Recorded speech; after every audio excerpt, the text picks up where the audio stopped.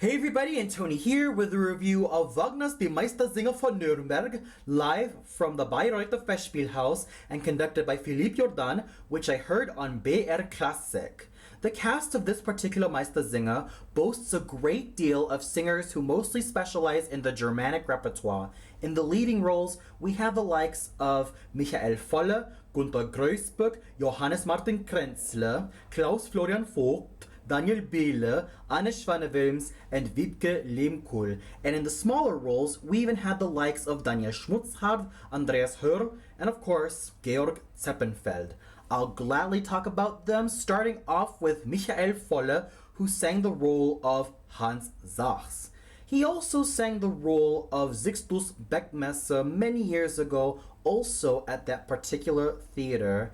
And I also should know because I have the DVD of his performance as Beckmesser alongside Franz Havlata as Hans Sachs. Now when it comes to Michael Volle, his career was quite interesting. He started off as a sort of lyrical, dramatic baritone, usually specializing in the likes of Papageno and even his foray into the Italian repertoire where he sang Filippo from Bellini's Beatrice di Tenda alongside Edita Gruberova. And as time went on, he started singing more dramatic roles like Johanna Ann from Richard Strauss's Salome, before his recent forays into the more Heldenbariton roles like Wotan from the Ring Cycle, and especially his recent forays as Hans Sachs. And what I managed to hear on the radio is that Michael Volle has a superb sounding, burly, masculine, Heldenbariton voice. I should also know, as I also heard him in a good amount of live streams, most notably his rendition of Amfortas live from the Wiener Staatsoper. And I thought that his rendition of Hans Sachs was superb in its musicality and how he managed to play him as this character. Yes, I would have loved to go for a more basso sounding voice like Jerome Hines or Giorgio Tozzi or even the likes of Karl Ridderbusch, but what Michael Volle had to offer with this particular role was a masculine sounding, burly toned Heldenbariton voice, complete with great musicianship, great amounts of vocal acting, and he was able to make him very interesting as a character. He was able to make him quite lively and very energetic, and he just did a superb job embodying this particular role to the best of his abilities, and his arias were well sung with the right amount of power, charm, and likability to make someone as iconic as Hans Sachs come alive. Gunther Greußbeck was equally virile, masculine, and handsome as Veit Pogner. As I listen to his voice, he seems to have all the potential to take on a role like Hans Sachs probably in the near future.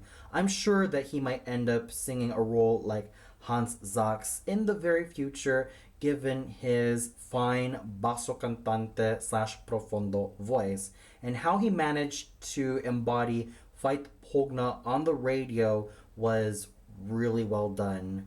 What I really love about Herr Greußbeck is his masculine sounding, firm toned, and velvety basso cantante / profondo voice. It has that nobility and it has that strength and masculinity which make him stand out superbly, and his vocal acting as Veit Pogner was wonderful. He was able to make him fatherly, but at the same time quite strong as a character, and he was superb not only as a singer with all of his notes being sung in tune and in place with no wobbles or inconsistencies whatsoever, but he was equally fine as an actor, making sure that he gets every bit of personality to this particular father figure down to a T. Then we also have Daniel Schmutzhard, who sang the role of Fritz Kottner, the baker. I first followed this gentleman's career when I first heard him sing the role of Papageno, conducted by René Jacobs, and I thought that he had a superb voice and an equally superb future. And that's what I could gather with this wonderful baritone. His voice had that velvety texture, and it was quite virile and masculine, even though I would have loved to have a slightly more Heldenbariton voice sing the role of Fritz Kottner. I still have to give a lot of credit to Daniel Schmutzhard for being a superb musician, complete with a lot of wonderful musical moments, and for being quite tactful as a singing actor as well. He made sure that he didn't go too over the top nor too wooden, and his singing was fine all around.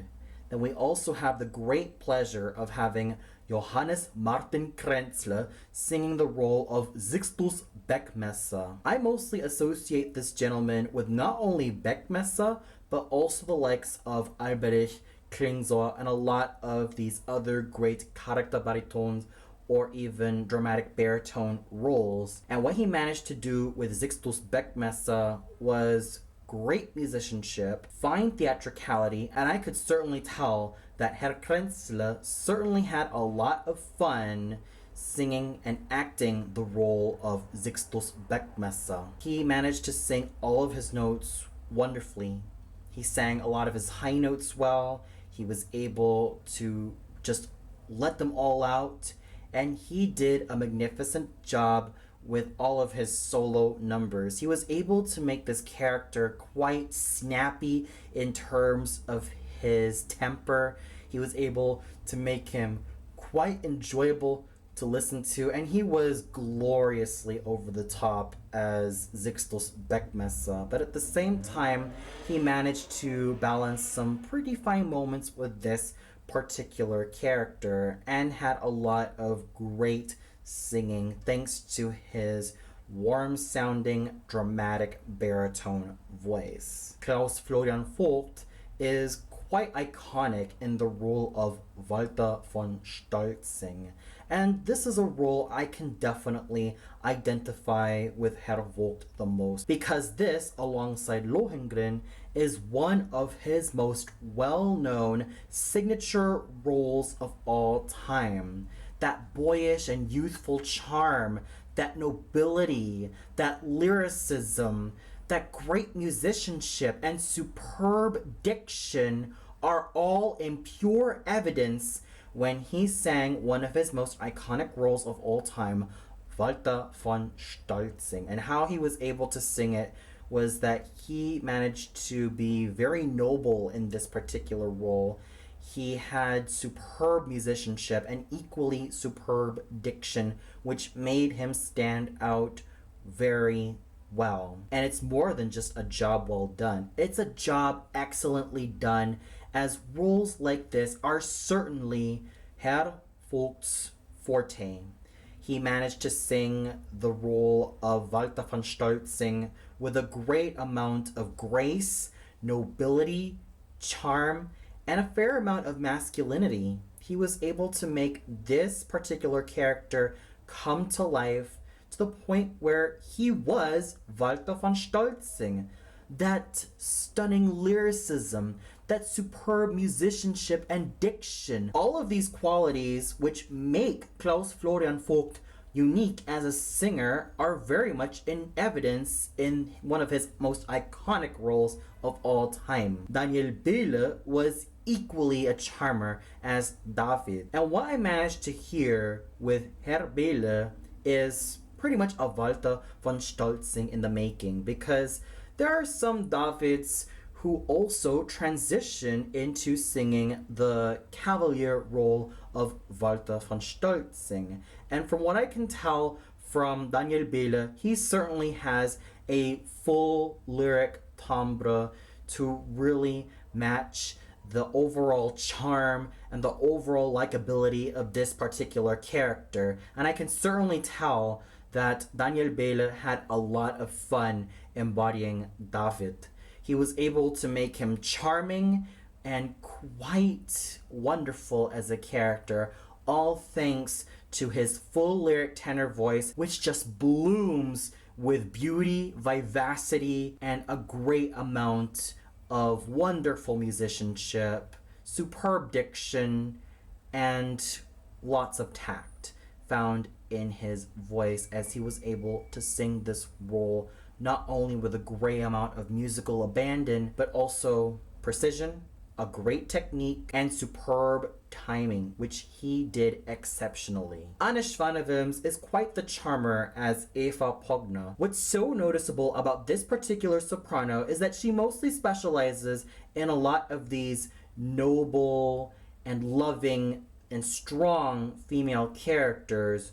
Characters like the Empress from the Frau ohne Schatten, the Marschallin from Rosenkavalier, Elisabeth from Tannhäuser, Chrysothemis from Elektra, Desdemona from Otello, and many other roles tailor-made for her lyrical spinto soprano voice. And what she managed to offer as Eva is a lot of vocal glamour, a lot of charm, and a lot of lovability. Yes, there are times her diction can seem a little bit muddled in some areas, but despite that, what she offered was a well-focused and wonderful voice, which just manages to be full of feminine charms and a lot of lovability and a fine and loving personality, which makes her voice stand out quite well. She managed to sing all of her lines with her signature full-sounding lirico spinto voice, which sounds beautiful, young, and fresh, and she just has that fine nobility to back it all up. Wiebke Lehmkuhl was absolutely a stunner as Magdalena, with her signature plush mezzo-contralto voice and that sturdy technique which she has. She was able to make this particular role come alive, and she just sang everything with a great amount of tact. And she was just beautiful as not only a vocalist, but also an actress. She was able to make her performance come alive thanks to her plush and gorgeous dramatic mezzo-contralto instrument, and she certainly has a wonderful future ahead of her. We also had such wonderful singing from the lyric tenors, Tanzel Aksaibek, who sang Kunz Vogelgesang, Paul Kaufmann, who sang Balthasar Zorn, Christopher Kaplan, who sang Ulrich Eislinger, and Stefan Haibach, who sang Augustin Moser. The baritones, Armin Kolarczyk, who sang Konrad Nachtigall, Raimund Nolte, who sang Hermann Ortel, and the bassos, Andreas Hörl, who sang Hans Schwarz, and he was also quite well known for singing the role of Veit Pogna, which sort of made me think that Gunther Greusbeck could have sung Hans Sachs and Andreas Hörl could have sung the role of Veit Pogna. Maybe that might happen in the near future because Herr Hörl also had the role of Pogna in his repertoire. And we even had Timo Honen sing the role of Hans Volz, and of course Georg Zeppenfeld, who sang the small yet quite important role of the night watchman thanks to his sturdy and strong basso cantante voice. So overall, the singing was well done from all across the border, not only from the main players of Herr Volle, Herr Greusbeck, Herr Krenzle, Frau Schwanewims, Frau Lehmkuhl, Herr Vogt, and Herr Behle, but also all the other great singers who sang the role of the assistant master singers, ranging from Herr Schmutzhardt all the way up to Herr Honen, and especially the likes of Herr Zeppenfeld's superb rendition of The Night Watchman, and the conducting done by Philippe Jordan was well done.